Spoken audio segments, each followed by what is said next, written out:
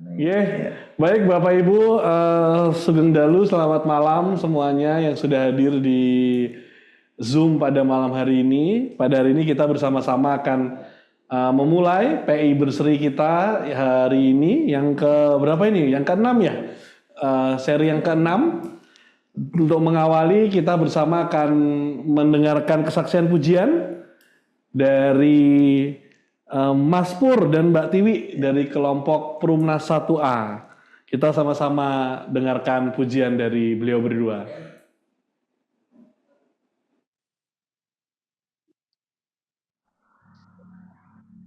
Sebelum kita memulai PI Berseri malam hari ini, mari Bapak Ibu, saudara yang terkasih dalam Tuhan Yesus, kita akan memuji Tuhan. Kidung Jemaat nomor 454, indahnya saat yang teduh. Bait pertama dan ketiga.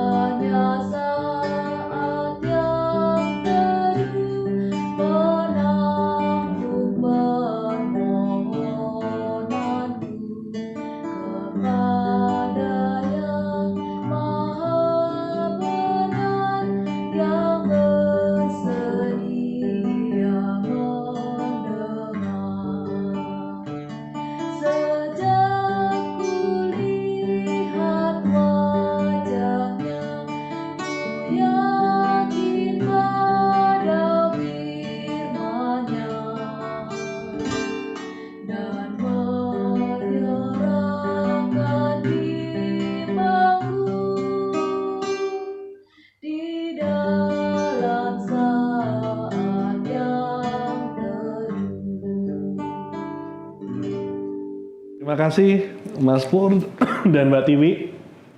Kita akan mulai PI Berseri kita pada pada semalam hari ini loh. Semangatnya semangat pagi, jadi nyebutnya pagi. Mungkin nyuwun kesediaan Pak Pendeta David untuk mengawali doa pembuka pada malam hari ini. Mohon Pak David.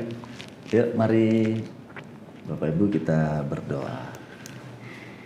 Kami bersyukur kepadamu ya Tuhan, ketika kami boleh bersama-sama untuk belajar pada saat ini.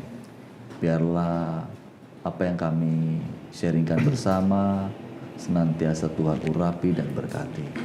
Roh-Mu yang kudus pimpin kami dari awal hingga selesainya, sehingga segalanya hanya untuk kemuliaan Allah yang Maha Kudus. Dalam nama Yesus Kristus Tuhan kami bersyukur dan berdoa. Amin. Amin. Baik Bapak Ibu yang terkasih dalam Tuhan, pada malam hari ini izinkan saya Yoga Pramaditya Kauna akan bersama dengan Mas Pendeta David ya. Mas aja ya biar paling enak biar itu memang manggil Mas. Enggak kalau Pak itu kesannya formal banget ya. Padahal saya itu kan masih muda. Belum tumbuh semua rambut. Baik, Bapak Ibu kita akan berdiskusi bersama-sama, kita ingin mendalami lagi terkait dengan waktu teduh dan firman. Dan nanti kita akan coba dengarkan pemaparan yang akan disampaikan oleh Mas David. Nanti sambil berjalan, apabila Bapak Ibu ada pertanyaan, Bapak Ibu ada hal-hal yang ingin disampaikan, boleh nanti ditinggalkan dulu di komen di Zoom. Dan nanti jika memang ada waktunya, kita juga apabila ada yang berkenan untuk berbicara langsung, boleh langsung ya Mas David ya, bicara langsung lewat atau mau menambahkan juga nggak atau apa-apa, Mas. menambahkan, Iya, siap. kan ini sharing berbagi pengalaman ya. Ya, betul yang betul. bisa Ini kita aplikasi sehari-hari Iya, soalnya nih ya Mas David. iya. Baik, monggo Mas David, mungkin ada beberapa yang ingin disampaikan terlebih dahulu sambil kita berjalan. Monggo Mas David. Iya, baik ya, Mas. Kalau materi kita tentang waktu teduh dan firman ya, Mas ya. Nah, apa? Memang ini merupakan salah satu disiplin rohani ya, yang memang setiap anak-anak Tuhan harus belajar dan memahami. Nah, sebelum kita lebih jauh membahas itu, Mas, kita mesti tahu apa sih waktu teduh itu. Ya.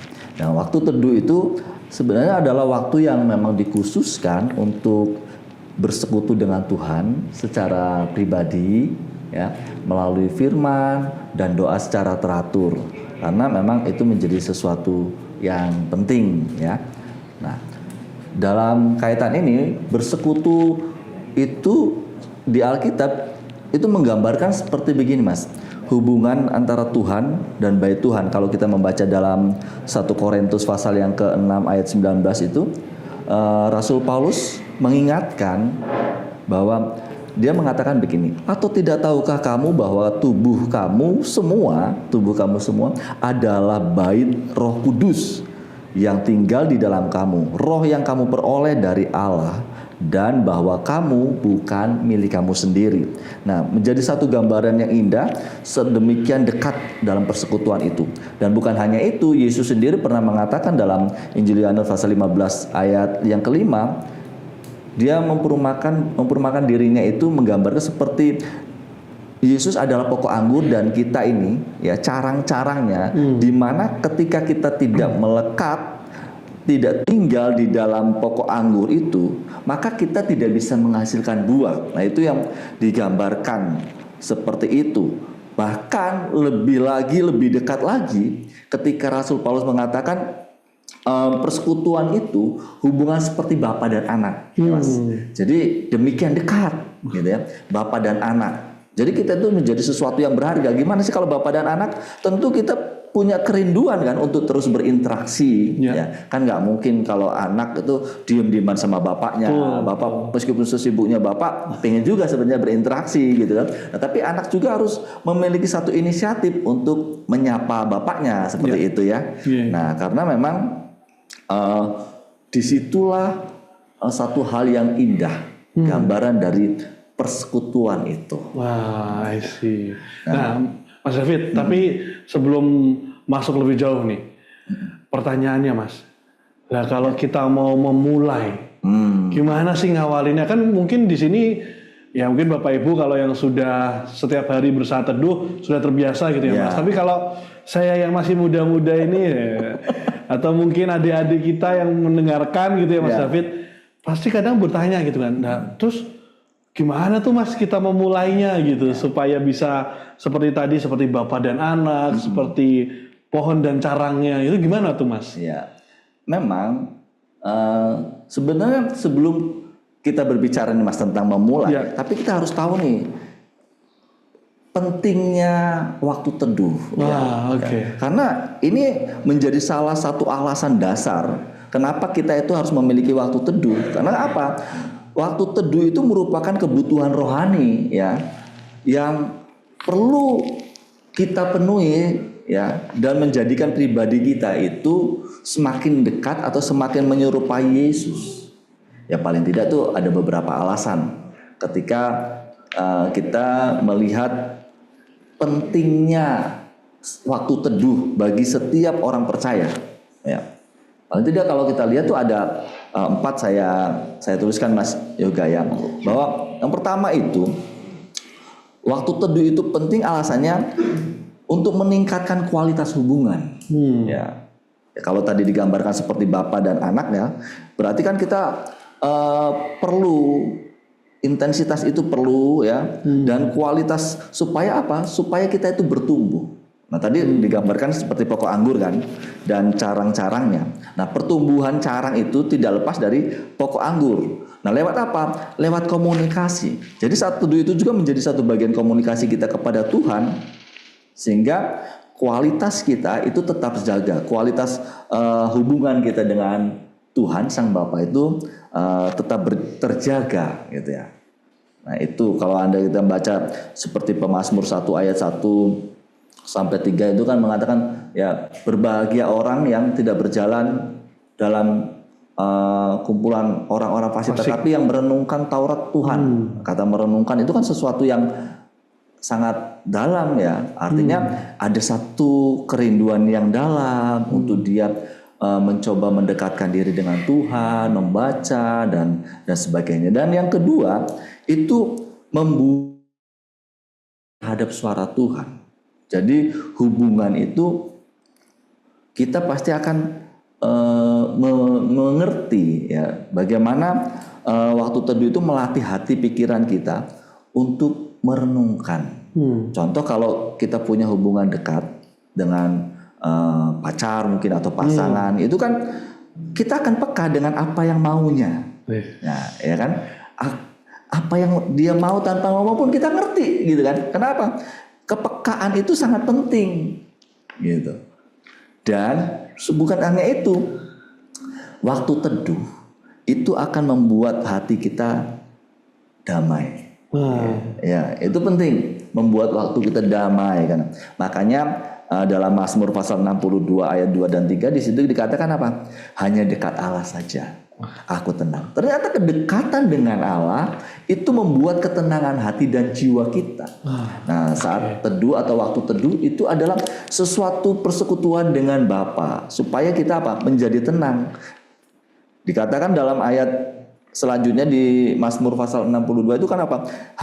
Dari dialah keselamatanku, hanya dia gunung batu dan keselamatanku, kota bentengku, aku tidak akan pernah goyah. Artinya apa? Dia menjadi satu perlindungan. Teduh itu kan berbicara terlindungi ya. Betul, itu betul. Menjadi sesuatu yang indah sekali. Dan menjadikan waktu teduh itu penting karena dari situ kita bisa menikmati ya kekuatan baru, memberi kekuatan atas mungkin pergumulan-pergumulan yang kita alami. Saya teringat ketika kisah Yesus di Taman Getsemani. Itu salah satu disiplin rohani loh Mas. Bagaimana dia mengalami sesuatu tekanan ya, tetapi dia mengambil waktu untuk berdoa. Di situ dikatakan sebenarnya dia juga mengambil saat teduh. Kalau nanti kita membaca pada bagian-bagian yang lain ya, ada contoh-contoh di mana Yesus melakukan saat teduh dan doa. Ya. Di ayat-ayat Alkitab kita bisa jumpa itu di dalam Markus pasal 1 ayat 35 ya. Itu bagaimana pagi-pagi benar Mas, waktu hari itu masih gelap, Alkitab katakan Yesus tuh bangun dan pergi keluar. Pergi keluar bukan untuk jalan-jalan, bukan jalan sehat, tapi dia pergi ke tempat yang terpencil dan berdoa di sana. Ya. Kata berdoa itu ya, dalam bagian yang lain bukan hanya berdoa, tapi kenapa dia harus mencari tempat yang sunyi? Di situ mengalami satu ketenangan, ya, dan di situ dia bisa mengambil waktu teduh. Bahkan dalam Lukas 5 ayat 16, dalam Markus pasal 6 ayat 46 itu contoh-contoh bagaimana Yesus kadang-kala dalam kesibukan rutinitas dia masih memberikan waktu, menyempatkan waktu. Nah, itu salah satu disiplin rohani. Sebenarnya yang orang-orang percaya juga Mas, itu harus punya dan harus mengambil satu komitmen untuk kita bisa mengambil waktu teduh. Nah, itu bagian-bagian yang sebenarnya ada banyak ayat, kurang lebih ada 6 ayat ya yang kita Bapak Ibu bisa lihat dalam beberapa kitab Injil di situ. Nah, setelah itu baru kita bisa ketika kita melihat contoh-contoh Yesus pun dalam kesibukannya dia melakukan dan mengambil waktu dulu menjadi bagian disiplin rohani. Jadi itu bukan serta-merta dia bisa kuat, tapi karena dia pernah latihan itu yang dikerjakan terus-menerus. Dalam tekanan yang berat dia bisa sampai dia bilang, Bapak kalau boleh lalukan cawan ini. Tapi kalaupun nggak bisa lalu, ya jadilah kehendakmu. Itu kan satu tekanan sebenarnya yang dialami, tapi dia bisa melakukan. Nah sekarang pertanyaan itu, bagaimana kita melakukan waktu teduh yang baik, ya kan? Nah paling tidak ada beberapa hal ya yang perlu kita semua renungkan, bahwa kita yang pertama itu harus memiliki motivasi dulu. Ya. Memiliki niat itu kan penting. Ada dari dalam ya Mas David ya. Dari kita gitu Mas. Iya, Jadi iya. nggak serta merta, wah jadwal ini kita harus enggak. Tapi harus punya motivasi, semangat dulu ya. Nah dari situlah motivasi itu membantu kita untuk berani dan bisa melakukan secara konsisten. Ya, tentu itu semua didasarkan kasih kita kepada Allah. Kalau kita mengasihi Allah, maka kita mengambil komitmen untuk memberikan waktu, melatih diri kita, bukan untuk orang lain, tapi sebenarnya untuk diri kita, karena kita yang penting, hubungan kita dengan Sang Bapa itu, Betul. yang kita kasih itu penting. Harus sadar komitmennya dulu berarti ya, Mas Harus David komitmen dulu kita punya. Nah itu ya. membangkitkan motivasi itu yang penting. Sehingga dari komitmen itu, maka kita belajar dalam kesibukan, kita mulai menyediakan waktu. Ya, menyediakan waktu. Ya waktu yang terbaik menurut kita. Masing-masing orang itu kan nggak tahu ya waktunya kapan. Bisa malam, bisa pagi, bisa siang, gitu kan. Itu perlu dan perlu diingatkan, perlu ingat tadi karena konsisten kan. Berarti kita ketika menyediakan waktu kita mulai mendisiplinkan. Kita sendiri yang mengambil komitmen. Misalnya, oh saya mau doa jam 12 malam, saat tengah malam, atau jam 1 malam. Kalau oma-oma, nenek-nenek yang itu biasanya nggak bisa tidur pas jam 2 pagi. Enggak apa-apa saat teduh ya. Ada yang tengah malam. Ada yang tengah gitu malam gitu. Ya sempat nggak apa-apa, tapi berani mengambil komitmen untuk menyediakan waktu. Nah, kalaupun kita nggak bisa, kita harus juga minta bantuan mungkin orang lain. Pasangan kita misalnya gitu, atau saudara-saudara kita dalam komunitas kita untuk apa? Mengingatkan. Gitu. Jadi bisa saja itu dilakukan karena apa? Saat teduh juga kadang perlu komunitas yang sama-sama bertumbuh di dalam Tuhan. Dan memang untuk melatih itu, melakukan waktu teduh itu kan nggak mudah. Kadang gagal maning gitu ya. Tapi kita harus coba terus, nggak menyerah, menyerah, jangan berhenti gitu. Karena ketika kita sudah berhenti, ya udah nggak akan jadi. Karena konsisten itu sesuatu yang harus terus dicoba, dilatih. Betul. Tapi memang betul ya Mas David ya. Kalau dari penjelasan tadi, terutama buat yang baru memulai. Karena kan memulai itu nggak harus berarti yang sudah lebih tua itu pasti lebih konsisten atau enggak ya Mas ya. Yang penting adalah punya kesadaran nggak sih gitu ya, diawali dengan punya kesadaran nggak sih untuk ngasih waktu gitu ya Mas. Betul itu. Untuk ngasih waktu berarti tips and tricksnya adalah gimana caranya bisa ngatur waktu. Untuk bukan ngatur waktu sih, menyediakan waktu dan membangun komitmen itu tadi. Itu komitmen pribadi tadi yang butuhkan kita nih untuk kita berinteraksi dan berkomunikasi dengan Tuhan. Berarti kesadaran itu yang harus dibangun dulu. Iya. Kesadaran itu bisa dibangun dari diri maupun lewat komunitas tadi yang Mas David sampaikan ya. Betul. Karena hidup itu kan kadang kala kita nggak bisa seorang diri. Perlunya komunitas itu membangun kebersamaan, saling mengingatkan tadi.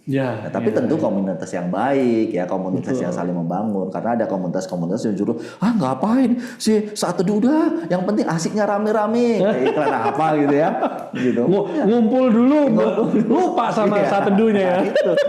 Saat teduh Yesus itu ya, kalau dilihat dia meskipun sesibuk apapun kan dia karena punya komitmen, dia mampu melakukannya, mendisiplinkan. Dan itu menjadi satu teladan bagi setiap kita orang yang percaya gitu ya.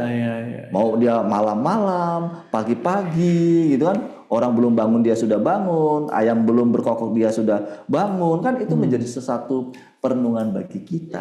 Dan itu ini menarik nih Mas David tadi ya. Kan satu sisi kita harus membangun dari kesadaran komunitas, dari kesadaran pribadi ya Mas. Tapi di sisi lain kita juga bisa memulai itu dari komunitas tempat kita berada gitu.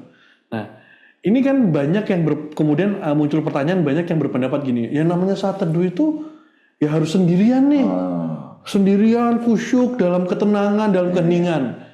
Tapi kalau kita bicara tadi, bisa juga loh dimulai dari komunitas, berarti kan bisa dimulai dengan bersama-sama nih Mas David. Nah, menurut Mas David, kalau dengan kondisi seperti itu, sebenarnya apa memang sebaiknya saat teduh itu dilakukan sendiri atau dilakukan bersama-sama atau sebenarnya seperti apa tuh Mas David? Ya memang itu kembali ke diri kita, senyamannya kita dalam tipikal manusia itu kan ada yang sifatnya introvert, ada yang extrovert ya. Nah dia sehingga ketika mau untuk mengambil waktu teduh, mungkin dia lebih enaknya enjoynya tuh rame-rame. Ya nggak apa-apa juga gitu, nggak ada masalah gitu kan. Yang penting itu kan hubungan secara pribadi. Mungkin secara komunal bareng-bareng di tempat yang sama, kondisi yang sama. Tapi hubungan itu dia mengambil saat teduh kan sendiri gitu. Tapi ketika dia menjalani perenungan, karena biasanya dia dapatnya apa sih? Dapat dari rema firman yang dia baca, yang dia pelajari gitu. Atau kalau dalam komunitas bareng-bareng dia baca ini, kemudian apa yang kamu dapat A, B dan sebagainya. Nah itu juga bisa saja. Itu kan soal teknisnya. Tapi lebih kalau kita butuh sendiri, ada saatnya kita pengen sendiri. Ya memang ada kelebihan dan kekurangannya. Mungkin kalau rame-rame kan ada yang mengingatkan, bisa mengatur waktu yang sama, tempat yang sama, janjian yuk kita bareng-bareng, sehingga kita yang tadinya rada malas-malas jadi bergairah karena circle-nya itu antusias tuh ikut gitu. Nah itu penting. Tapi ada juga orang yang pengen, ya saya pengen sendiri, kalau sendiri itu dalam keheningan tuh saya nyaman sih. Gitu. Jadi itu masalah soal kita secara personal ya Mas David ya. Tapi sebenarnya mau sendiri, mau rame-rame, pada akhirnya itu masalah komunikasi pribadi kita dengan Tuhan gitu. Itu pentingnya di situ ya. Jadi jangan pernah dibatasi oleh ruang dan waktu karena keheningan itu. Karena keheningan itu bukan berbicara tentang ketiadaan bunyi, ketiadaan suara, enggak sih. Tapi karena itu personal dengan kita, ketenangan yang lebih berkaitan kepada ketenangan sebenarnya saat waktu teduh itu. Ketenangan baik hati maupun pikiran kita ya Mas. Yang kita mau berfokus dengan Tuhan, berbicara dengan Tuhan secara personal, bisa secara komunal. Meskipun dalam komunal, tapi kan intinya dia kan sendiri-sendiri juga dia. Untuk berwaktu mau bareng-bareng atau sendiri itu cuma masalah tempatnya dan situasinya ya Mas. Tapi pada akhirnya ketika bicara tentang waktu teduh, tentang saat teduh itu kembali lagi ke personalnya kita dengan Tuhan gitu ya. Betul. Karena bisa jadi kan malam-malam kalau sendirian takut nih tiba-tiba dia bunyi gelerak. Tapi kalau rame-rame gitu, lain suaranya lain gitu ya. Tapi kalau rame, di situ ada teman saya misalnya gitu kan, yuk kita bareng. Tapi kan intinya dia akan sendiri juga waktu dia mengambil saat teduh perenungan.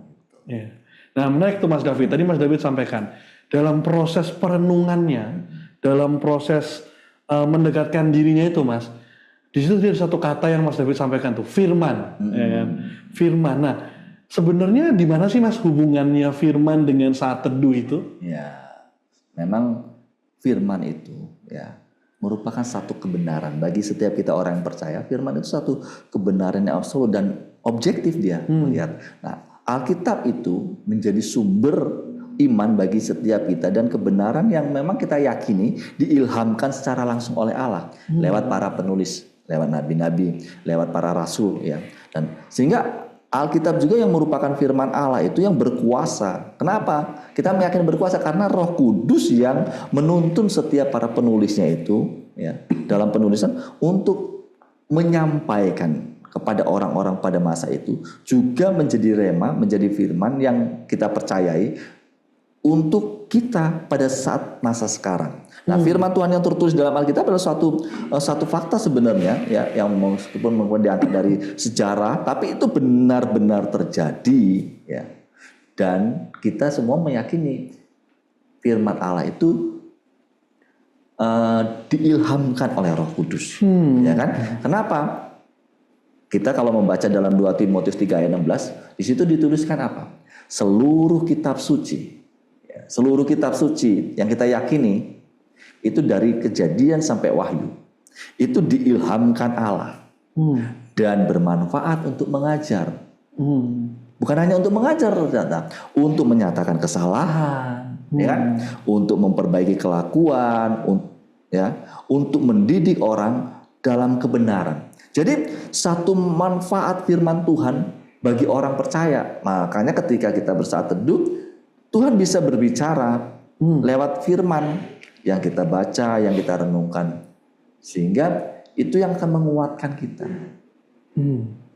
Mengingat firman menjadi rema bagi kita. Nah, dalam kaitan itu Mas, kalau kita lihat ada dari ayat yang kita baca tadi di 2 Timotius itu ada 4 paling tidak kan. Di situ apa kata mengajar? Di situ ada kata apa? Menyatakan kesalahan. Terus memperbaiki kelakuan ya. Terus dan mendidik.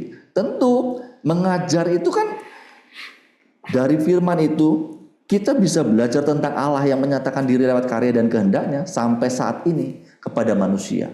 Nah, kita tahu bersama, kita yakin bahwa firman Tuhan yang mengajar melalui karyanya itu, dia menyatakan diri dengan dua penyataan.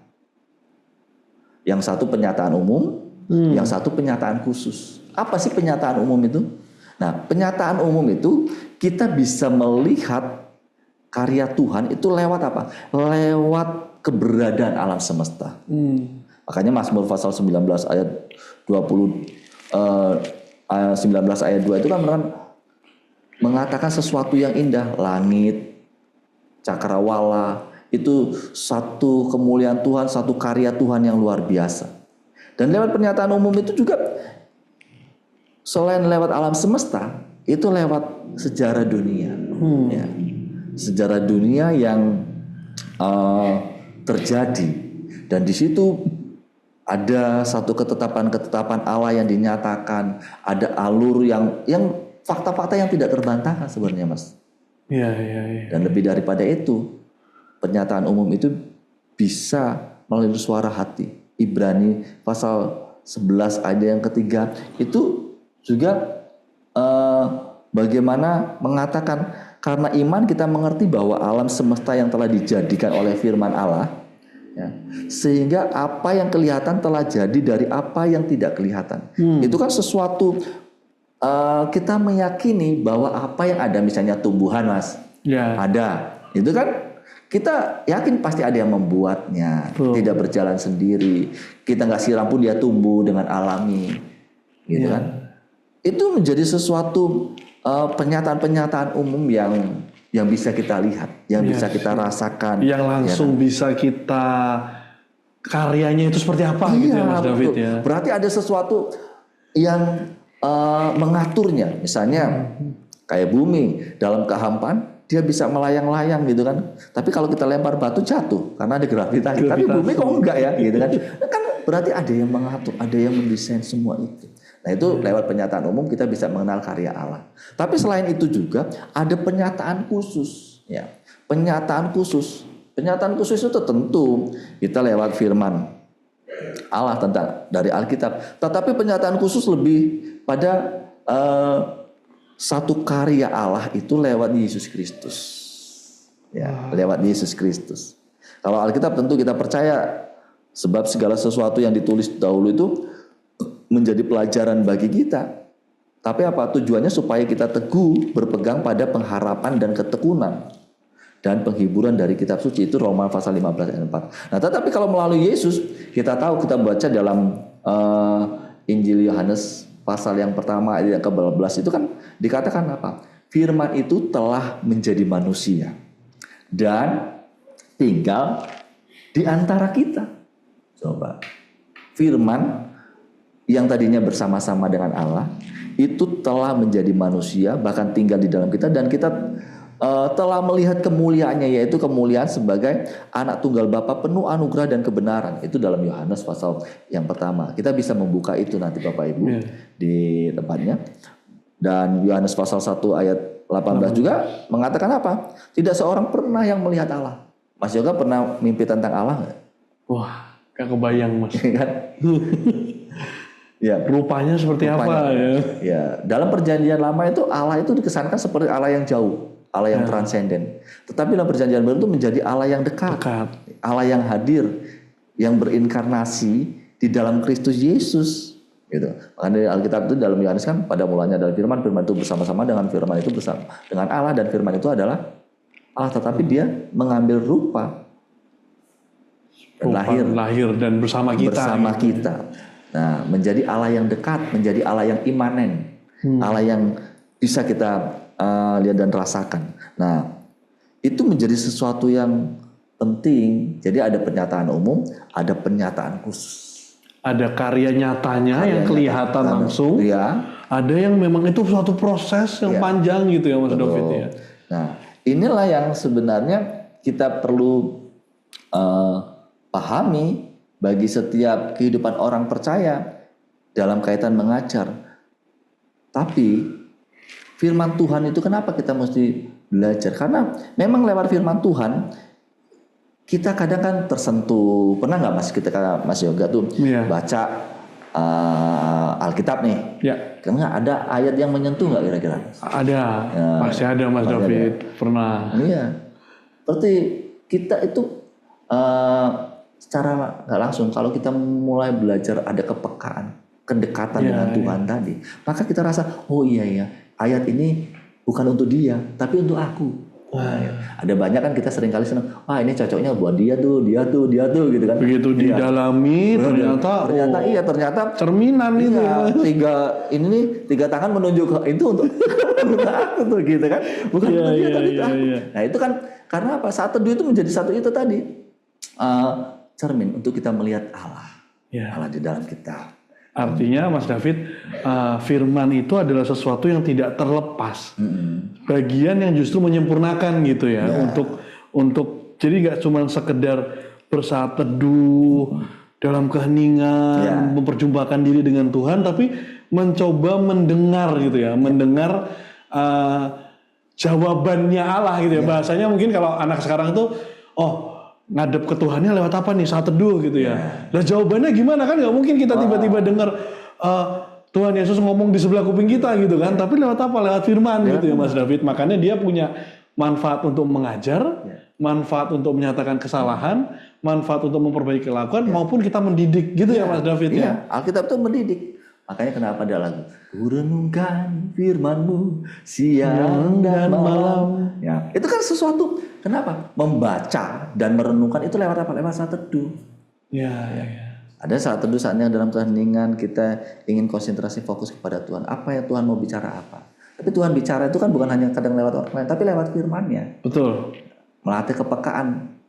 Nah itu bagaimana kita bisa teduh menanggalkan segala beban kita, tapi kita berfokus sehingga dalam perenungan itu kita menikmati ketenangan, rasa syukur itu ternyata kita bisa ada itu karena anugerah Tuhan. Karena dari situlah muncul rasa syukur dan memunculkan apa kedamaian dan kekuatan baru untuk kita bisa melangkah. Itu manfaat dari firman Tuhan. Nah itu benar banget sih Mas David, sharing ya Mas David ya. Pada saat dulu kalau lagi bukan dulu sih sampai sekarang lah ya. Terutama saat lagi momen-momen di mana mungkin saya sendiri kan dalam pekerjaan juga kadang ada pressure, ada apa gitu ya Mas. Saya kan selalu mengambil waktu pagi gitu untuk bersaat teduh dan baca firman. Kadang-kadang tuh kalau pas baca ayatnya itu di awal kayak nggak ngerti gitu. Apa sih ini maksudnya apa? Tapi ketika kita coba renungkan seperti yang Mas David bilang tadi, memang yang saya rasakan seperti itu sih Mas David. Kadang ini jadi kayak ngaca ya, lu ngaca lu pakai firman gitu ya. Dan itu memang benar-benar sesuatu yang menguatkan saya gitu secara pribadi gitu ya Mas David. Nah Mas David, tapi kemudian pertanyaannya gini, kan tidak semua orang mungkin mudah memahami apa sih maksudnya dalam firman itu gitu. Nah kira-kira kalau dari Mas David sendiri nih, supaya kita bisa merasakan manfaatnya firman tadi, ada masukan nggak kira-kira ininya gimana Mas untuk kita ini ngajar, ini bercermin dan sebagainya tadi Mas David?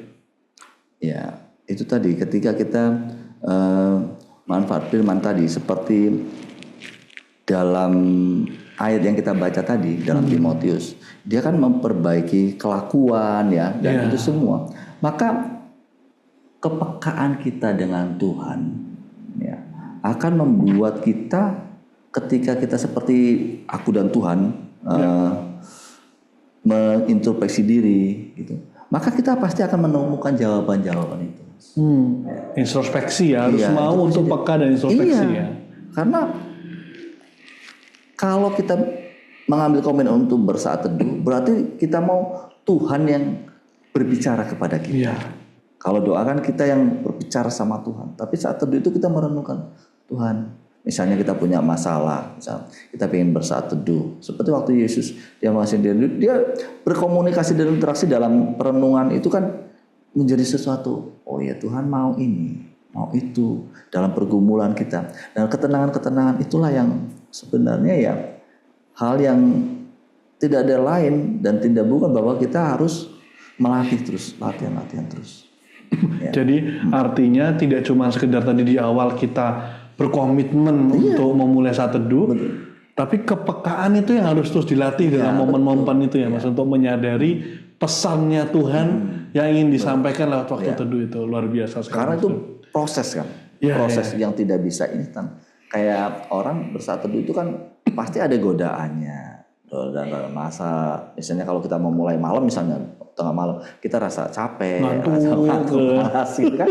Itu kan butuh satu komitmen yang memang benar mendisiplinkan. Ini menjadi makanya waktu teduh dan firman itu menjadi salah satu disiplin rohani untuk kita dan saling tidak terpisahkan itu Mas ya. Iya, betul. Tidak terpisahkan. Tidak menjadi sesuatu yang harus dikotomikan. Iya, karena mereka berdua itu sepaket lah ibaratnya ya. Itu. Iya. Memang itulah yang harus kita terus coba dan kita terus bangun ya dalam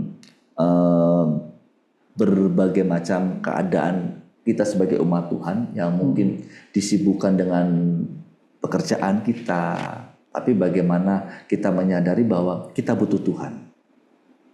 Ketika kita butuh Tuhan, ketika kita mengasihi Tuhan, maka kita punya kerinduan seperti kalau kita punya pacar, kita punya pasangan, kita butuh dia, kita punya kerinduan untuk kita terus berinteraksi kan.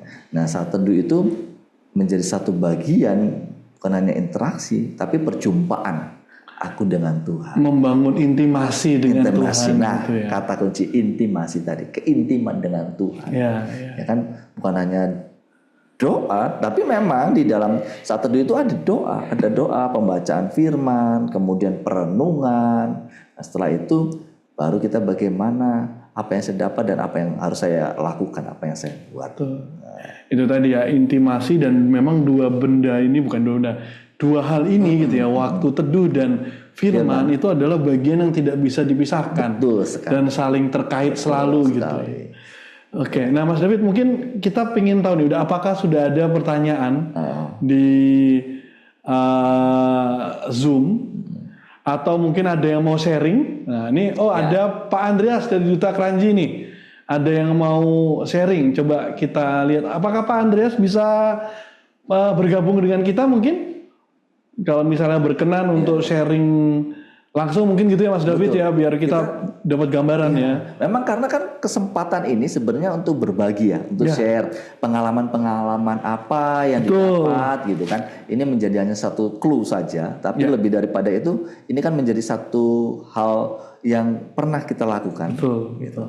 Dan kita untuk coba lakukan bersama. Ya coba kita lihat nih, Pak Andreas, ini apa saya bacakan atau mau mungkin kalau berkenan mau sharing langsung barangkali? Gimana Pak Andreas? Apakah berkenan untuk share? Bisa kedengeran suara saya nggih? Ya. Nih dari Mas Andreas gini, Mas David. Saya biasanya ngikutin saat teduh itu yang disiarkan dari YouTube. Setiap kita bangun jam 4, wah bangunnya pagi banget ini, Mas Andreas ini. Mendengar puji-pujian rohani juga termasuk saat teduh. Apakah dengan mendengarkan pujian dan lagu rohani itu juga bagian dari saat teduh? Jadi beliau kayaknya Mas Andreas ini mendengarkan firman dari YouTube jam 4 sambil juga mendengarkan pujian dan lagu. Gimana Mas David? Pendapatnya Mas David? Saat teduh itu kan bukan menjadi satu pola yang baku. Tapi intinya bagaimana lewat itu kita bisa berjumpa dengan Tuhan. Lewat pujian, tapi kita menenangkan jiwa kita. Kita bisa berfokus dengan Tuhan. Gitu kan? Ada yang kadang ketika kita bersaat teduh kita mau mendengarkan lagu-lagu himne gitu ya. Yang instrumental, tapi itu membuat keteduhan gitu. Ya nggak apa-apa, bisa kok. Gitu. Intinya kan kita mau berinteraksi dengan Tuhan dalam kedalaman jiwa kita. Kita bercermin. Istilahnya kita tuh bercermin melihat Tuhan dalam diri kita. Artinya kembali lagi, sepanjang tujuan utamanya, gitu ya. Tujuan utamanya adalah untuk membangun intimasi tadi dan menyadari apa sih maksud firman Tuhan. Itu bisa membantu dan menguatkan, itu nggak apa-apa gitu ya. Mau sambil denger lagu rohani, mungkin nyanyi dulu, baca firman, baru nyanyi lagi. atau nyanyinya di Ya, belakang, betul. nyanyinya di depan itu bagian dari proses gitu ya Mas Bagian dari David ya. proses. Karena keheningan itu kan bukan soal ketiadaan bunyi, ketiadaan Iya, suara. iya. Itu tadi orang bilang satu dia bisa nggak sih di keramaian? Bisa aja orang. Itu masalah kita kok. Betul. Kita dengan Tuhan, gitu lah. Mungkin ketika kita di situasi ramai kita ingin mencoba untuk kita bersatu dulu berfokus hanya kepada Tuhan bisa.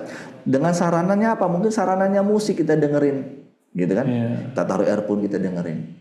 Dan kita bisa melihat bagaimana Tuhan itu berkarya dalam hidup kita, gitu kan? Kita merenungkan dan di situ kita bisa bersyukur. Ternyata setiap kejadian-kejadian yang kita alami, gitu, itu nggak apa-apa, Nggak masalah. Gitu. Iya. Kan bukan soal benar atau salah ini kan? Iya. Gitu. Tetapi soal Menemukan momentumnya ya Mas. bagaimana respon kita supaya kita bisa bisa merasa kekuatan yang baru, gitu kan? Ya, Dan satu dengan tenang dan kita merasakan kehadiran Tuhan dalam kita, gitu kan? betul. Kehadiran Tuhan itu bisa lewat pujian, bisa lewat firman, gitu kan? Dalam perenungan itu. Seperti itu. Mungkin itu bisa membantu ya Mas Yoga ya. Betul. Nah Mas Andreas gimana? Apakah ada yang mungkin mau di-sharingkan? Barangkali sudah bisa bergabung? Ada yang ingin disampaikan mungkin? Monggo.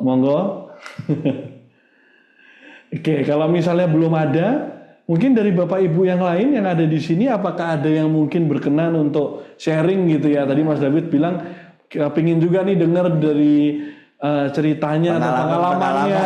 Ya. Pernah mencoba untuk saat teduh gimana gitu. Monggo, siapa nih kira-kira nih? Ada siapa aja nih di layar nih yang kira-kira berkenan untuk sharing? Testimoni misalnya atau apa gitu ya. Itu sesuatu yang indah karena akan menguatkan kita semua yang mendengar. Mungkin kan memang ini bukan satu pola yang baku. Ya. Kan semua orang tuh bisa mengalami pola yang berbeda untuk mengalami perjumpaan dengan Tuhan dalam persekutuannya secara pribadi. Monggo Bapak Ibu, apakah ada yang berkenan untuk sharing? Mungkin bisa ditampilkan Mas, siapa aja nih yang malam ini bergabung saya Zoom kita barangkali gitu ya, apabila ada yang berkenan gitu ya Mas David ya. Bisa kita lihat ya nih siapa tadi kayaknya ada Pak Denny, ada Bu Tuti, Pak Arifin. Nah, monggo Pak Arifin. Selamat malam Pak David. Selamat malam Pak Arifin. Selamat malam. Gitu ya. Ya, saat teduh, waktu teduh, berdoa firman pujian, itu kan merupakan suatu kesatuan yang tidak bisa lepas satu dengan yang lain. Dan kadang-kadang setiap orang itu berbeda. Untuk tujuannya adalah untuk mendapatkan keheningan, supaya kita itu dengan Tuhan itu, kalau Mas Yoga tadi bahasanya intimasi ya, jadi kedekatan. Cuma kadang-kadang saya di dalam praktek, di dalam tempat saat teduh yang kita juga sendiri lakukan, dan juga di tempat lain itu, yang namanya saat teduh itu kadang-kadang dari sisi waktu, itu ada yang pendek. Tidak ada 1 menit. Nah, waktu teduh itu adalah waktu yang dipakai untuk, menurut pengertian saya, waktu yang dipakai untuk saat teduh. Jadi saat teduh itu jadi akhirnya mengaburkan pengertian bagi saya sendiri pribadi. Mohon maaf, mau diluruskan. Padahal pengertian saya saat teduh itu adalah bagian daripada bagaimana kita memuji Tuhan, bagaimana mendengarkan firman Allah, bagaimana kita berdoa. Tapi tujuannya adalah untuk memperoleh keheningan. Nah, yang menjadi pertanyaan, itu apa yang diucapkan pada waktu teduh? Itu Pak David. Karena pengalaman saya dari sisi waktu itu kok rasanya berbeda-beda. Saya secara pribadi, mari Bapak Ibu, mari sebelum kita menyanyikan mari kita bersaat teduh dulu. Ya, saya teduh. Tidak ada 1 menit sudah selesai. Pertanyaannya, yang saat teduh itu yang diucapkan itu apa? Jauh. Matur suwun. Matur nuwun Pak Arifin. Jadi pertanyaannya adalah mungkin kalau saya bisa mesarikan gitu ya. Jadi saat teduh sama waktu teduh itu sama nggak sih sebenarnya Pak Mas David gitu? Karena kalau saat teduh kayaknya cuma sebentar, padahal waktu teduh itu tadi penjelasannya ada momen-momen gitu ya. Monggo Mas David. Ya, memang kita umum biasa di satu ibadah kita mari kita bersaat teduh gitu ya. Apa sih maknanya sebenarnya saat teduh itu kan bukan soal waktu panjang atau pendek, tapi bagaimana kita merenung ya, kita bersyukur buat keadaan kita kan. Maksudnya saya percaya memang orang bisa menginterpretasikan berbeda-beda Mas. Ketika saat teduh, terus ada durasinya, saat teduh itu mesti 3 menit misalnya atau berapa gitu, atau masih 1 menit sudah selesai loh. Saya nggak ngomong apa, tapi saat teduh maksudnya itu sebenarnya untuk kita berkonsentrasi untuk melihat diri kita gitu. Ya. Dalam hitungan sebentar pun kita bisa berkata, terima kasih Tuhan buat hari ini. Karena apa? Ketika kita fokus sama Tuhan, Tuhan itu yang menyelidiki hati kita kok. Gitu. Apakah dalam detik itu kita fokus sama Tuhan atau kita masih ingat di rumah ini kenapa ada kompor saya udah dimatiin ya belum? Ya saat teduhnya hilang juga gitu. Jadi itu subjektivitas ketika orang menilai itu kan gitu. Ya, jadi kalau misal Pak Arun, sebenarnya berapa sih durasinya? Ya memang nggak ada kan soal itu tadi. Kalau memang kalau dalam ibadah ya saat teduh itu untuk menggambarkan rasa syukur saja kita kepada Tuhan, kita bersyukur gitu. Makanya kadang pendek kan, mari kita bersaat teduh. Artinya bisa saja kita menjawab terima kasih Tuhan buat hari ini. Ketika kita mengingat Tuhan kan, melihat diri kita bisa dalam posisi ikut ibadah misalnya kan, sering kan kita dengar sebelum kita mulai kita saat teduh gitu ya. Nah, itu untuk merefleksi bahwa kita boleh ada itu karena anugerah Tuhan. Nah kita datang untuk bersekutu dengan Tuhan, berjumpa dengan Tuhan, maka apa yang kita ucapkan kadang rasa syukur tadi, kebaikan Tuhan. Nah itu memunculkan suatu kekuatan yang baru untuk kita melangkah dalam ibadah selanjutnya. Maksudnya seperti itu mungkin. Jadi itu yang diucapkan. Ya kalau kita bilang terima kasih Tuhan itu kan penerimaan diri buat karya Tuhan. Sebenarnya kan itu esensi untuk kita bersekutu sama Tuhan itu. Kembali lagi ke esensi yang tadi Mas David jelaskan ya, bahwa waktu teduh itu kan adalah komunikasi ya. Berarti mungkin dari pertanyaan Pak Arifin tadi kalau boleh saya simpulkan, apa sih bedanya waktu teduh dan saat teduh? Waktu dan teduh saat teduh itu poinnya sebenarnya tujuannya sama ya, untuk mempersiapkan diri menghadap ke Tuhan gitu ya. Hanya memang mungkin kalau waktu teduh ada agak panjang, ada doa dulu, ada apa. Tapi kalau saat teduh itu langsung diajak untuk fokus gitu ya Mas David ya. Betul, karena saat dan waktu itu berbicara tentang masa kan. Iya. Tentang era atau tentang zaman ya. Tapi teduh tentang terlindungi. Tapi ketika saat teduh, waktu teduh, kita kayak seolah mendikotomikan saat teduh ini. Padahal seperti itu dua hal yang berbeda. Dua hal yang berbeda. Padahal itu esensinya sebenarnya sama. Esensinya komunikasi kan? Itu tadi. Esensinya bagaimana kita membangun persekutuan kita dengan Tuhan gitu. Jadi kita bisa merasa mensyukuri segala kebaikan Tuhan di situ kan. Dan apa Tuhan mau bicara apa gitu. Bagaimana Pak Arifin? Mungkin jawaban ini kira-kira gimana Pak Arifin? Matur suwun Pak David. Untuk jawabannya. Matur suwun. Jadi itu dua hal yang tidak bisa dipisahkan sebenarnya, itu sama maknanya ya. Ada sharing dari Bu Eti di chat nih. Selamat malam Pak Pendeta David, Mas Yoga. Selamat malam Bu Eti.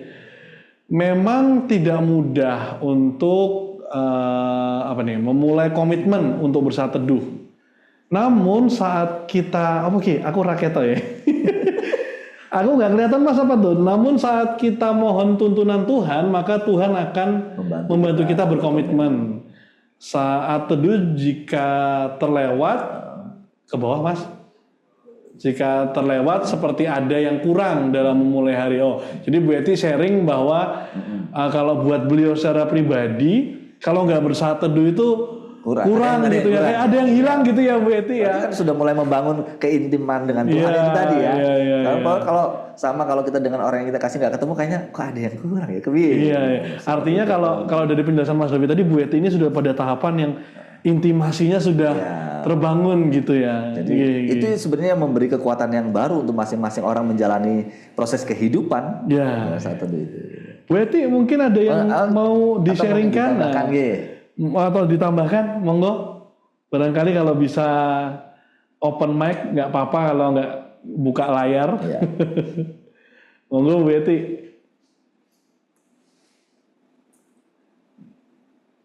Gimana Bu Eti, mau ada yang bisa di-sharingkan atau cukup? Nah ini oke, kalau cukup ini Bu Domina buka mic, ada yang ingin di-sharingkan? Monggo Bu Domina. Oh kok monggo? Silakan Bu Domina. Tadi saya ngomong monggo bilang Bu Domina. Silakan Bu Domina. Berbagi pengalaman, share pengalaman Iya, yang pernah dilakukan gitu. silakan Bu Domina. Mari silakan. Saya baru buka soalnya belum enggak dulu. Oh, Pencet aja baru nih, bergabung gitu ya. Pencet. Saya kira Bu Domina mau sharing pengalaman bersaat teduhnya. Siap. Oke. Baik Bapak Ibu, ada lagi yang kira-kira berkenan untuk sharing? Nah, ini, Pak Haryanto, monggo. Monggo Pak. Iya, terima kasih Mas David, Mas Yoga. Iya. Ini sebenarnya pertanyaan sudah agak lama ya. Kalau kita bicara saat teduh, jadi udah disampaikan juga dari Pak Arifin ya. Coba kalau kita cermati pada saat katakan pewarta itu ya kan, marilah kita bersaat teduh sejenak. Habis itu dia tutup dengan saat teduh selesai.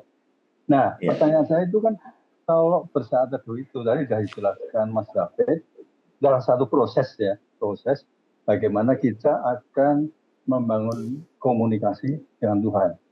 Artinya bahwa kita harus mempersiapkan hati, jiwa, pikiran kita. Katakan di ibadah minggu itu, kalau namanya saat teduh ya dari awal sampai akhir mestinya. Bukan saat teduh selesai itu, bukan. Artinya saat kita mendengarkan khotbah itu ya hati, jiwa, pikiran kita harus konsentrasi penuh. Bukan pikirannya kemana-mana, mestinya seperti itu. Jadi saat teduhnya terus sampai ibadah selesai. Kesannya kayak diputus gitu ya Pak Har? Iya, berarti kan sekian mungkin 3-5 menit kita konsentrasi, habis itu enggak apa-apa. Bukan seperti itu menurut saya. Apakah seperti itu, Mas David? Atau Iya. Monggo Mas David. Rada ini ya, bagaimana ya, itu kan menjadi sesuatu simbolik sebenarnya. Ya, dalam rangkaian ibadah gitu. Memang saat teduh itu menjadi satu simbolik untuk kita ketika kita menghadap hadirat Tuhan, mari kita bersaat teduh. Artinya mari kita mempersiapkan diri dan merenungkan siapa diri kita gitu kan sama Tuhan. Ketika kita merenungkan diri kita di hadapan Tuhan, aku ini misalnya, aku ini debu misalnya, atau aku ini butuh Tuhan, aku ini lemah, aku ini tidak berdaya. Terus saat teduh selesai misalnya, berarti kesadaran akan diri kita akan membawa kita untuk kita masuk dalam ibadah, rangkaian ibadah itu untuk mengalami perjumpaan dengan Tuhan. Lewat apa? Tentu lewat pujian kah, lewat firman kah, gitu kan. Kita itu bisa berjumpa dengan Tuhan, mengalami Tuhan. Itu sebenarnya dengan berbagai macam cara yang Tuhan bisa mau. Kenapa? Tuhan itu hidup kok. Dia bisa bicara lewat alunan nada musik. Dengan kita diingatkan gitu. Lewat firman, lewat pujian, syair-syair pujian. Nah, itu kan satu rangkaian. Ya, hanya kayak misalnya mungkin, mohon maaf kalau saya salah nanti bisa dikoreksi. Itu hanya satu untuk mari kita saat teduh mengambil bagian untuk kita memeriksa diri kita. Tanda selesai. Tapi sebenarnya kata selesai itu bukan pernah selesai. Selesai hanya untuk pembatas waktu saat ini sebagai penanda saja kata selesai. Tapi sebenarnya itu menjadi satu rangkaian yang tidak diputuskan. Tapi kalau nggak ada selesai, mari kita saat teduh sambil memuji. Kita pengen hening, jangan diam. Gitu. Kenapa? Saya lagi saat teduh nih kan? Nggak gitu kan? Ternyata masih alunan musik kan gitu kan? Ya, seperti itu. Tapi percaya dalam rangkaian ibadah itu kita bisa berjumpa dengan Tuhan. Caranya, gitu ya. Mungkin itu yang bisa saya berikan masukan Pak Har ya. Tapi memang tidak pernah ada batas waktunya saat itu karena tergantung bagaimana kesiapan kita gitu. Tapi memang dalam rangkaian ibadah kan secara simbolik, kita saat teduh artinya Hanya sebagai penanda ayo sebenarnya. kita mau masuk hadirat Tuhan, Ya. gitu kan? Mari kita bersaat teduh, mari kita masuk hadirat Tuhan. Ya, maknanya yang kurang lebih Artinya ajakan saat teduh itu seperti yang dijelaskan sebelumnya adalah momentum. ya, Tapi kalimat yang tadi Pak Har tanyakan kok ditutup dengan saat teduh selesai itu bukan menandakan berakhirnya momentum pertemuannya, Ya. tapi simbolis untuk masuk ke tahapan berikutnya dalam rangkaian ibadah gitu ya mungkin ya Mas David ya. Iya. Karena sebagai tanda itu supaya kita tidak berhenti dalam satu titik keheningan terus gitu. Ya. Itu mungkin itu Pak Har ya. Monggo Pak Har, apakah ada tanggapan? Ya. Iya, jadi mungkin definisi saat teduh itu mungkin perlu dipertajam lagi. Jadi saat itu memang kalau saya melihat itu bukan saat, bukan waktu itu, tapi dia metafora ya, metafora bahwa saat teduh sebenarnya proses bagaimana kita membangun komunikasi intimasi tadi dengan Betul. bukan dengan waktu, bukan saat waktu itu bukan. Jadi dia metafora menurut saya. Metafora itu adalah satu proses bagaimana kita mempersiapkan hati sebuah pikiran untuk proses membangun komunikasi itu dengan Tuhan. Menurut saya seperti itu, Pak. Iya, betul sekali. Sepakat loh. Ya. Iya, Memang Pak. itu. Pak Yoga mau sharing sedikit nih. Iya. Monggo Pak Arifin. Iya, Pak Arifin. Iya. Menurut hemat saya saat teduh itu sebelum ibadah itu adalah untuk kita bagaimana mendapatkan keheningan kehadirat Allah. Ya. Bagaimana kita yang tadi katakan Pak David, ya terhadap diri kita, terhadap kehidupan kita. Tapi yang pernah saya lakukan dan saya ikuti, memang ada gereja yang menuntun dengan pujian. Ya. Jadi kalau dia itu ibadah dimulai jam 8, setengah 8 itu dia sudah pujian. Ya. Ada. Jadi ada tim song leadernya. Ya. Ada 5, ada 4 orang pemusik, terus kemudian ada penyanyi. Ini untuk menuntun, menurut saya bagus itu. Menuntun para jemaat itu untuk mendapatkan keheningan. Ya. Jadi dengan keheningan yang dibangun 30 menit sebelum ibadah itu nanti akan diikuti sampai yang dikatakan Pak Haryanto tadi sampai selesai, yaitu berkat. Jadi mesti harus dibangun memang. Kalau sendiri-sendiri yang tadi pada yang tadi saya tanyakan dari sisi waktu, ada yang pendek baru ngomong, baru kita itu berhening mengingat diri kita selesai, sudah habis. Itu nggak dapat itu. Nah, ini contoh saja, ini sharing saja yang saya pernah ikutin di suatu tempat. Itu 30 menit sebelum ibadah itu pujian. Ada musiknya, ada song leadernya. Jemaat hadir akan menuntun lebih dulu sebelum ibadah itu. Dan itu hening sekali. Saya secara pribadi mengikuti itu dengan mengikuti pujian itu, saya mendapatkan itu keheningan. Dan ibadah yang akhirnya masuk saya ikuti, jadi saya mendapatkan lah. Firman-Nya mendapatkan, apa yang disampaikan, terus doa yang dipanjatkan oleh pendeta, gitu ya, dan juga yang lain. Akhirnya saya, ya tadi itu ujungnya saya mendapatkan intimasi dengan Tuhan pada waktu itu. Matur sembah nuwun pada. Terima kasih Pak Arifin, Pak Har, masukan sharingnya luar biasa banget ini ya. Bener Mas. Jadi polanya memang berbeda-beda setiap orang. Kadang karena mungkin ada satu aja yang harus dibatasi waktu karena sudah tersistem nih waktu ibadahnya nih. Jadi saat teduh nih. Tapi memang ada juga kan yang mari kita bersaat teduh. Setelah itu nggak ada ngomong selesai, mari kita nyanyi pujian. Ada juga langsung, kan gitu, ada yang langsung pujian. Karena itu satu rangkaian. Tapi juga ada yang bicara saat teduh selesai gitu kan ada juga. Yaitu hanya teknis. Ya intinya bagaimana kita melihat karena memang subjektivitas itu tidak bisa lepas dalam cara memahaminya. Berbeda-beda dan mungkin setiap orang juga waktu untuk mendapatkan momennya itu bisa jadi beda-beda juga ya Mas Beda. David. Ada yang butuh durasi. Ada orang ke dalam keheningan dia lebih senang sambil mendengarkan pujian, lagu instrumental, lagu itu sehingga dia mendapatkan sesuatu saya itu. dekat sama Tuhan gitu kan. Saya itu kayak Iya. Tapi memang ibadah itu memang harus dipersiapkan. Ya.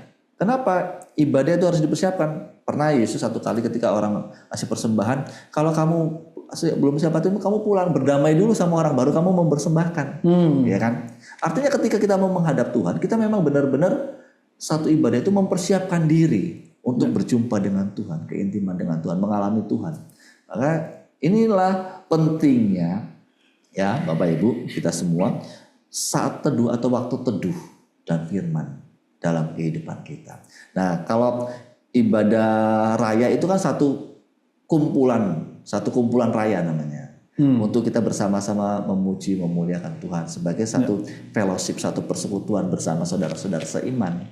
Kan itu menjadi bagian. Tapi di dalam situ sebenarnya kita juga bisa mengalami Tuhan dalam kumpulan ramai, gitu, dalam kumpulan komunal. Ya tadi kita bahas di awal tadi. Gitu. Jadi itu menjadi satu rangkaian yang memang tidak bisa kita tadi bisa pisahkan. Tapi lebih kepada bagaimana kita mengalami perjumpaan pribadi dengan Tuhan lewat saat itu. Kalau ada istilah saat teduh selesai, itu hanya kayak simbolik ya, kalimat-kalimat untuk pembuka. Bisa saja loh, mari kita berdoa, gitu kan? Kita berdoa kan supaya menjadi sesuatu. Nah ini menjadi perenungan juga bagi kita, gitu ya. Mungkin ada Bu Titi, kayaknya mau sharing. Monggo. Sedikit sharing. Saya sering mengalami mendapat jawaban atas pergumulan saya saat saya bersaat teduh. Juga mendapat teguran. Nah ini tadi ya Mas. Menjawab, mengajar, menegur, gitu kan. Saat bersaat teduh sehingga membuat saya sadar dengan kelemahan saya dan segera mohon pengampunan. Itu tadi juga ya mengajar untuk memperbaiki. Saya hanya diam dalam keningan, memusatkan diri untuk mendapatkan pesan Tuhan. Ini mungkin yang tadi disampaikan Mas David tadi, 4 manfaat tadi. Iya, betul. Manfaat firman Tuhan dalam Timotius tadi ya. Bagaimana firman Tuhan itu membimbing kita bukan hanya untuk menegur kesalahan, tapi memperbaiki, gitu kan? Dan menuntun. Sekaligus memberi jawaban itu tadi ya. Makanya itu pentingnya kita memiliki waktu teduh. Bagaimana Bu Titi, ada yang ingin di-sharingkan lagi mungkin langsung? Ini apa masih di jalan ini, jangan-jangan ini. Monggo Bapak Ibu, ada lagi yang berkenan sharing? Pak Asik ya, Pak Asik bukan mic nih. Monggo Pak Asik. Monggo. Iya. Bu Domina juga mau nih, berarti gantian ya habis Pak Domina nih. Monggo Pak Asik. Ini sesuatu yang seru Mas. Kenapa? Karena ini pengalaman pribadi. Sehari-hari ya Mas. Jawaban-jawaban itu bisa kadang-kala lewat ini. Betul. Monggo Pak Asik. Ya, ini tentang pemahaman saya aja tentang saat teduh itu sebenarnya suatu usaha untuk menciptakan suasana hati. Jadi suasana hati yang harus diciptakan pada saat kita bersaat teduh atau punya waktu teduh. Artinya hati kita itu tidak selamanya bisa hening atau katakanlah konsentrasi dalam satu hal. Jadi suasana hati yang dimaksud di sini adalah untuk supaya kita bisa merenungkan sesuatu. Jadi kalau situasi hati tidak tenang, tidak dalam keheningan, kita masih tergoda dengan pikiran-pikiran yang sangat duniawi karena memang kesibukan kita. Kenapa saat teduh atau waktu teduh itu perlu? Sebenarnya saat teduh itu kan waktu yang dikhususkan supaya kita itu bisa mendapatkan suasana hati yang hening sehingga kita bisa merenung. Karena menurut saya saat teduh itu penting sekali itu untuk merenung. Meskipun di dalamnya nanti akan dimulai atau diakhiri dengan doa atau bahkan mungkin nyanyian ya. Kita bisa menyanyi pada saat mendapatkan situasi hening itu. Dan itu akan menciptakan kemampuan kita untuk bisa akrab atau bisa berkomunikasi dengan Tuhan yang sangat sangat indah. Karena dalam doa biasanya kita itu buru-buru atau tidak mendapatkan situasi hening. Padahal situasi hening itu sangat penting di dalam berdoa, karena berdoa itu komunikasi dengan Tuhan. Jadi saat teduh adalah cara untuk mendapatkan suasana hati yang hening sehingga kita mampu untuk merenung. Ya. Itu saja, ini pemahaman saya, maaf sekali. Ya. Cukup saja. Pak Asik, matur nuwun. Ya, Ada matur nuwun. pendapat monggo Pak Mas David. Ya, kita dalam kaitan ini menginterpretasikannya bisa saja bermacam-macam. Bermacam-macam, betul. Karena sesuai dengan pengalaman spiritual, pengalaman pribadi ya. Tapi intinya bahwa hubungan antara aku dengan Tuhan itu ya adalah bagaimana kita bisa merasakan ketenangan dalam suasana batin, kemudian dalam kesadaran itu kita mengerti apa maunya Tuhan. Dan di situ juga ada satu ungkapan ketika kita sadar apa maunya Tuhan, maka kita juga harus terbuka. Yesus waktu di Taman Getsemani itu dia pengen keheningan ketika hatinya gundah gulana sampai dia berdoa kalau boleh cawan ini lalu daripada aku, sampai kemudian dia bangun, dia lihat muridnya, waduh kok kamu tertidur, kamu tahu aku ini sebenarnya beban berat banget gitu. Tapi dia sadar, dia mengerti maunya Bapa itu kehendaknya Bapa gitu kan. Nah tapi dari maunya kehendak Bapa begini, dia terbuka jujur, Bapak kalau boleh cawan ini lalu, tapi kalau nggak bisa lalu, ya jadilah kehendakmu aja. Jadi dalam kegundahannya diungkapkan, tapi juga firman itu didengarkan. Iya, didengarkan. Jadi mau merefleksikan diri kita. Itulah hubungan saat teduh itu aku dengan Tuhan. Kayak intensitas batinnya gitu ya. Nah, jadi dari situlah kita bisa mawas diri bahwa sebenarnya aku ini nggak ada apa-apanya, gitu ya. Gitu. Baik, mungkin tadi Bu Domina dulu mau sharing nih, baru nanti kita lihat lagi ke kolom chat ya Mas David ya. Silakan Bu Domina, kalau ini saya nggak pakai monggo. Saya mau menanyakan, apakah perlu ada seseorang yang mengontrol waktu teduh kita? Itu kira-kira yang mengontrol waktu kita itu siapa gitu? Jadi apakah kira-kira sebenarnya butuh orang lain gitu ya Bu Domina ya untuk bisa. Jadi kalau menurut Bu Domina ini maunya berapa jam?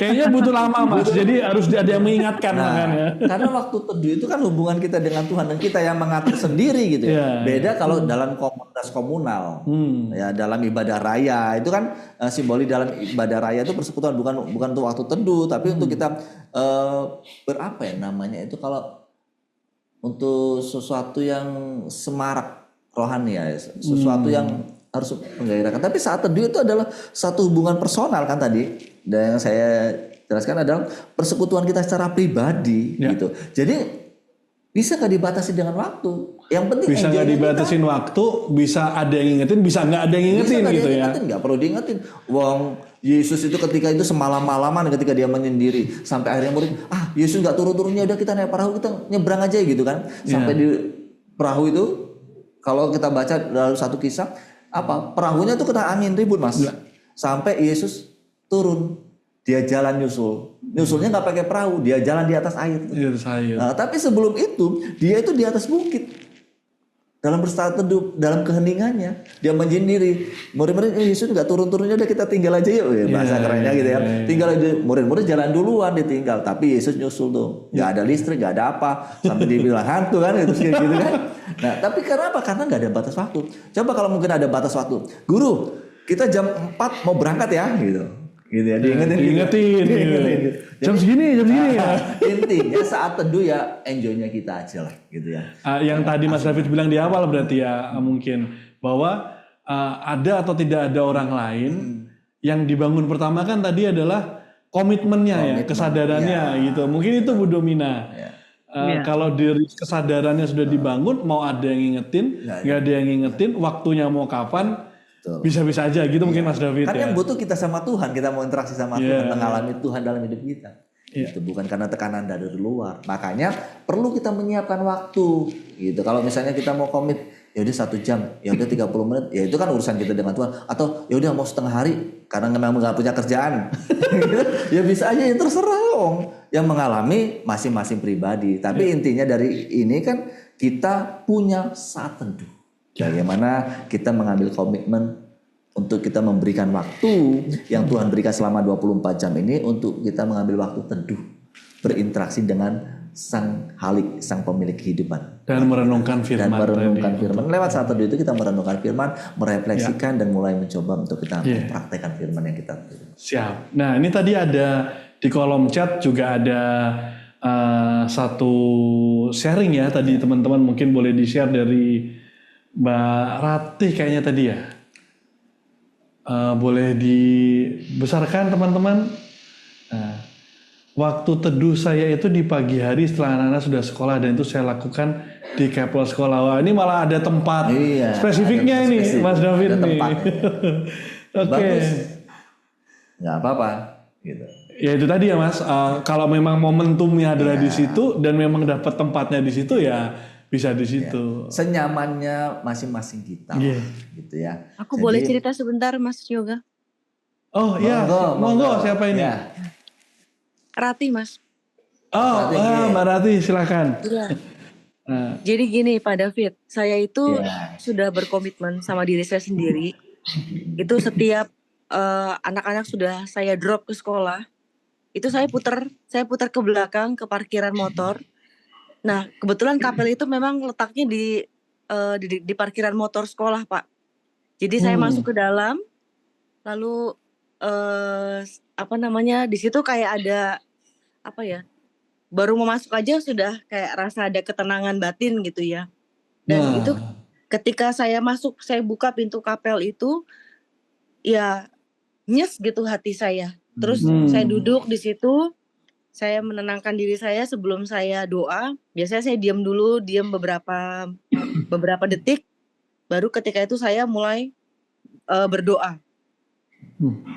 Biasanya hampir setengah jam saya bisa di kapel itu.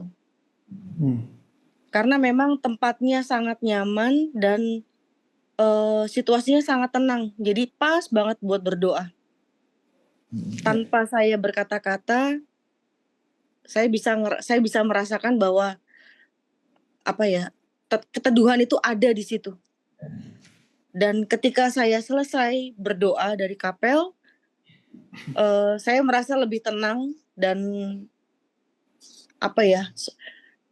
kayak ada siraman sejuk gitu dari Tuhan gitu ya, yang saya rasakan, Pak David. Yeah. Jadi ketika saya keluar dari kapel, saya menuju ke motor lagi, saya tenang, saya lebih tenang. Begitu. Itu aja sih Mas, saya berusaha komitmen bahwa waktu yang Tuhan berikan buat saya itu kan banyak.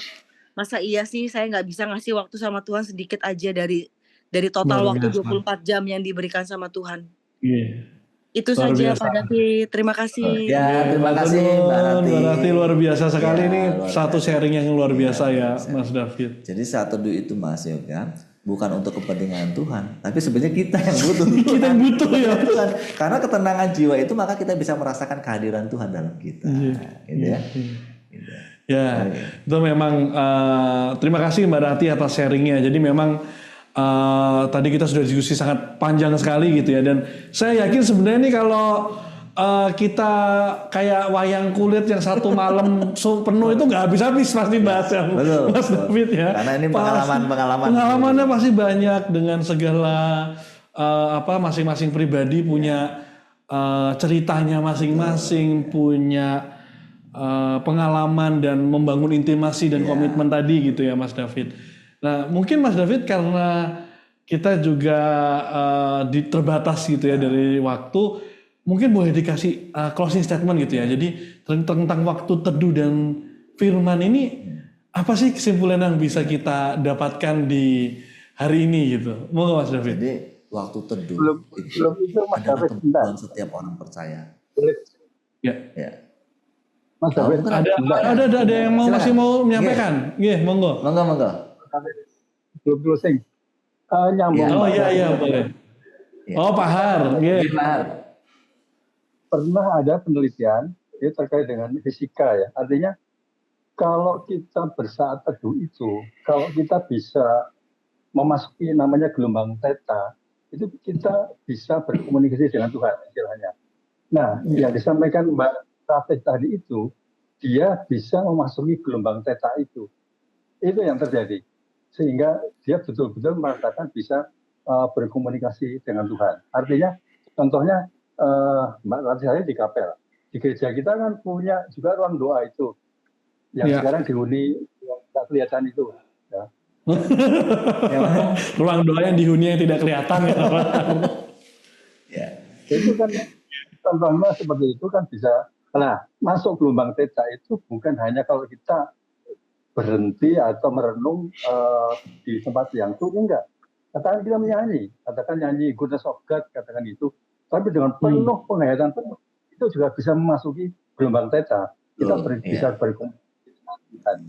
Kira mungkin yang saya pernah baca seperti itu. Atau Mas Dawid. Oke.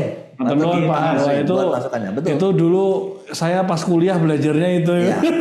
Jadi saat teduh itu tadi berbagai macam metode kan. Intinya bagaimana dia bisa mengalami perjumpaan dengan Tuhan itu dengan caranya. Ada yang tadi kalau masuk gelombang meta itu dia bisa masuk lewat musik dengan kehikmatan, dia bisa menikmati cara masuknya berbeda-beda, bisa mengalami Tuhan gitu kan. Ya itu it's okay, bagus gitu kan. Dan itu nggak ada yang diteorikan orang masing-masing kan berbeda ya pengalaman bagaimana berjumpa dengan Tuhan. Halo Mas David. Wah, Pak Gatot. Wah, monggo Pak Gatot. Kalau itu komitmen berat Mas, jangan. Jangan itu kok komitmen. Jadikan kebiasaan saja. Sepakat. Jangan komitmen berat itu kebiasaan. Jadi kalau itu sudah biasa, itu nggak perlu komitmen. Nah itu pelan-pelan. Maksudnya pelan-pelan. Kan dulu kan ada buku saat teduh ya. Betul. Nah dulu buku ada saat teduh. Tapi sekarang itu kan ya nggak tahu mungkin masih ada ya. Beli bisa ya itu ya. Buku saat teduh itu ya untuk berjumpa dengan Tuhan itu. Ada online WA-nya juga Pak Gatot sekarang. Ada apa? Ada yang bisa pakai WA Pak. Jadi langganannya by WA. Nah, saya dari saat teduh juga. Mudah-mudahan jemaat kita punya HP Mas. Pasti ya. Jadi kalau ada WA atau ada buku atau ada apa itu kan kalau mau berlatih kan saya ingin membaca. Saya sedang membaca. Saya seorang pembaca. Nah, targetkan jadi seorang pembaca. Nanti kalau sudah jadi seorang pembaca, kalau nggak baca, seperti tadi siapa tadi, saya kalau nggak datang, nah itu sudah nggak perlu komitmen lagi. Tapi prosesnya saya ingin membaca, kemudian saya sedang membaca, saya seorang pembaca. Jadikan identitas kita sebagai anak-anak Yesus adalah seorang pensaat teduh. Jadi jangan komitmen berat itu. Gini, bagus. Ya, terima kasih Pak Gatot. Maksudnya gini, komitmen itu adalah untuk kita memulai kan butuh satu janji dalam diri kita. Aku mau sehingga dalam membentuk komitmen itulah maka akan terus berjalan menjadi satu kebiasaan. Nah, kebiasaan itu akan menjadi gaya hidup. Ya, sudah terbiasa misalnya contoh saya mau janji nih untuk jam 1 pagi misalnya saya. Itu kan satu komitmen jam 1 pagi. Ada atau tidak. Tapi nanti lama-lama dengan sendirinya tanpa ada alarm pun terbangun kebiasaan. Karena itu kebiasaan itu menjadi akhirnya gaya hidup sudah. Mau dimanapun jam 1 dia pasti akan terbangun. Gitu. Tapi untuk memulai pertama kan dia butuh satu komitmen pribadi. Nah, itu maksud saya Pak. Saya mungkin tadi bahasanya Pak Gatot tuh supaya ini memudahkan kalau yang muda-muda itu. Kesannya kalau komitmen itu kayak gitu ya. Jadi kayak terpaksaan banget. Kayak terpaksa itu. Padahal itu harusnya menjadi gaya bahasanya itu Mas. Mudah-mudahan kita punya HP itu aja Mas. Gitu. Ya gimana? Bahasanya mudah-mudahan jemaat kita punya HP, mudah-mudahan ya. Sesuai dengan ini ya Pak Gatot, apa yang dimiliki. Ya. Nah kan sekarang nggak usah beli buku, di HP ada, WA ada, berbagi firman ada, tiap hari ada. Tinggal monggo aja, jadikan kebiasaan aja. Kalau sudah biasa Mas, nggak baca sehari itu rasanya ada sesuatu yang kurang. Mas Yoga, kayak Bu Eti tadi ya. Mas Yoga tadi siang makan nggak? Oh makan harus loh. Komit loh Mas. Mas Yoga harus komit makan. Hah? Ya. Jadi Mas menentukan harus dulu. komit makan atau enggak? Nah, komit makan. Tapi kadang-kala kan lewat-lewat ya komitnya. Tapi kalau sudah menjadi kebiasaan, nggak komit, pokoknya jam segini saya harus makan. Akhirnya menjadi gaya hidup ya. Di mana pun jam segini makan. Makan. Istilahnya makan itu bukan jasmani saja Mas. Iya. Bahkan satu hal yang indah ya, berkaitan dengan kerohanian. Matur nuwun Pak Gatot. Ini ternyata ada satu sharing lagi dari chat dari Pak James. Dari Pak James terakhir. Oh ada pertanyaannya juga. Monggo. Dari Pak James apa ini? Saat malam proses saat teduh berdoa mohon bimbingan membaca firman dan merenungkan. Di mana firman dan renungan pendukung bisa berupa teguran, nasihat atau kekuatan. Setelah itu berdoa untuk keluarga, baik ucapan syukur atau permohonan doa yang lain. Pertanyaannya, selain doa-doa yang biasa kita panjatkan, adakah atau perlukah ada doa-doa yang sebaiknya kita doakan? Jadi apakah hanya tentang pribadi yang kebiasaan atau mungkin ada hal lain, Mas David? Iya, karena itulah bedanya saat teduh dengan doa ya. Kalau doa-doa lain itu berkaitan dengan syafaat. Ya, tapi kalau saat teduh itu kan sebenarnya dimaksudkan membangun diri kita, intimasi kita dengan Tuhan gitu. Enggak salah juga sih. Karena ini kan bukan soal benar atau salah. Ketika kita mungkin mendapatkan sesuatu dalam saat teduh itu Tuhan bicara sama kita, kemudian ini aku harus bersyukur. Nah, ketika kita diingatkan Tuhan, orang-orang yang perlu kita doakan, enggak apa-apa. Gitu. Kita berdoa juga buat orang-orang, nggak ada salahnya. Tuhan itu tahu dengan segala bahasa dan tahu segala kerinduan. Intinya bagaimana kita mengaplikasikan setiap perenungan-perenungan kita dan membangun intimasi tadi. Intimasi dengan Tuhan itu kan kita akan mendapatkan perenungan lewat firman, kan? Saat teduh lewat firman. Firman itu untuk kita dan juga tentu kita mau sharingkan, bagikan ke orang lain. Bersaksi kan endingnya nanti apa? Kesaksian. Jadi bukan hanya doa persekutuan ya kan dalam waktu teduh itu, maka endingnya adalah kesaksian tadi. Kesaksian kepada orang. Mungkin itu Pak James yang bisa, tapi jadi nggak ada salahnya kita mau berdoa untuk siapa. Mungkin sekalian Mas David nih, karena tadi terpotong, sekalian aja kita Mas David boleh sampaikan nih kesimpulannya. Jadi apa sih tentang waktu teduh dan firman ini? Monggo Mas David. Jadi Bapak Ibu, waktu teduh itu adalah sesuatu hal yang penting bagi kita. Jadi mari kita mulai mencoba dan terus membangun, jadikan waktu teduh itu menjadi gaya hidup dalam kehidupan kita. Karena kita yang butuh Tuhan. Ya, kalau kita mengasihi Tuhan, berarti kita punya waktu untuk berinteraksi dengan Tuhan lewat saat teduh. Mungkin itu Mas Yoga. Matur nuwun. Mari kita belajar terus dan melatih diri kita. Melatih diri. Dan mendekatkan diri dengan firman itu tadi ya, tidak terlepas. Baik Bapak Ibu, sekali lagi ini kalau waktunya bisa semalam untuk kayak wayang kulit mungkin kita bisa teruskan ya, cuman karena nggak ada pernah habisnya kan. Nggak pernah habis, betul sharingnya, dan saya yakin semua Bapak Ibu di sini pasti punya pengalaman yang luar biasa. Tapi karena keterbatasan waktu mungkin untuk malam ini kita cukupkan dulu, Mas David ngaten nggih. Tapi nggak apa-apa kalau nanti ada yang mau sharing-sharing boleh langsung hubungin Mas David untuk bercerita. Nah mungkin untuk menutup saya mau nyuwun Pak Arifin boleh berkenan untuk menutup kita dalam doa di PI Berseri malam ini, Pak Arifin? Saged?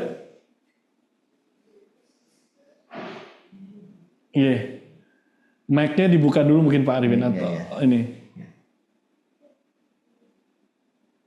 Saged buat bisa nggak? Masih di mute kayaknya? Iya. Pak Arifin maaf. Mesti dibuka.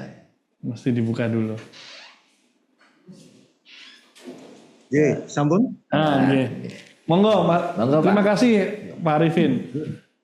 Mari, Bapak Ibu, mari kita sehati di dalam doa, dalam acara PI Berseri.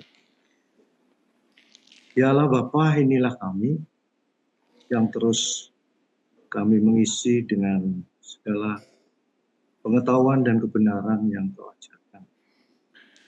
Pada malam hari ini kami boleh belajar sama-sama saat waktu teduh dan firman. Semuanya terus kami akan pelajari, terus kami akan belajar terus untuk mengetahui kebenaran firman-Mu.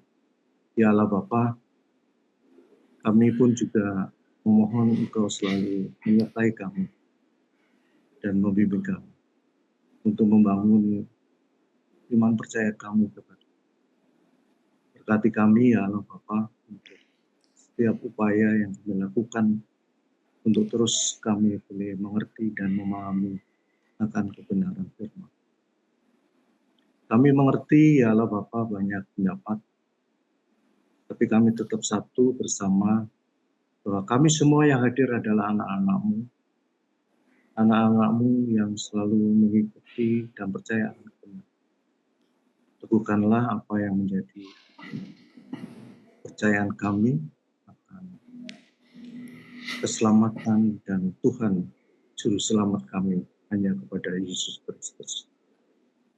Dan sebentar lagi kami akan melakukan kehidupan masing-masing. Kami mohon juga penyertaan Tuhan di dalam setiap kehidupan yang kami lakukan.